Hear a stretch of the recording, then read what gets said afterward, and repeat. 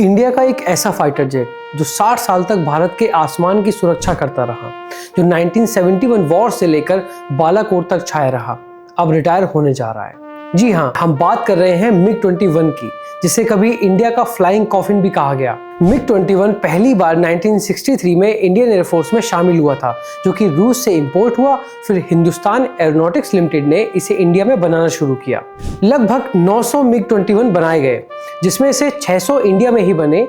ये सस्ता था, तेज था और इसी से पहली बार इंडिया को सुपरसोनिक जेट टेक्नोलॉजी मिली।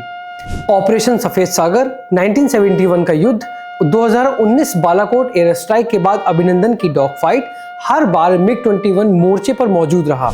लेकिन वक्त के साथ ये विमान पुराना हो गया है। 400 से ज्यादा क्रैशेस हो चुके हैं, 200 से ज्यादा पायलट शहीद हो चुके हैं।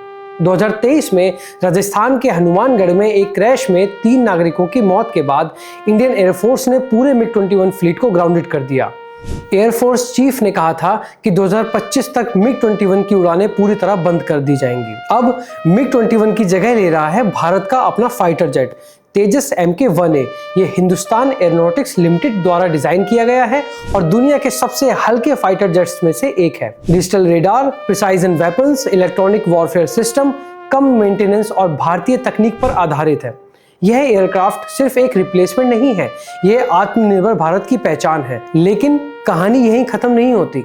अब भारत तैयार कर रहा है अगला सुपर फाइटर AMCA यानी एडवांस्ड मीडियम कॉम्बैट एयरक्राफ्ट। यह होगा 5th generation stealth fighter, twin engines, stealth coating, internal weapons bay और इसकी लागत होगी 15,000 करोड़ रुपए। इससे भारत शामिल हो जाएगा उन देशों में जो खुद का स्टेल्थ फाइटर बनाते हैं, जैसे अमेरिका, चीन और रूस। मिग-21 अब सिर्फ एक जेट नहीं है, यह भारत के एरियल इतिहास का एक गौरवशाली अध्याय है। 60 साल तक इसने हमारी हिफाजत की और अब बारी है तेजस और AMCA की। इंडिया का आकाश अब और भी ताकतवर होने जा रहा है।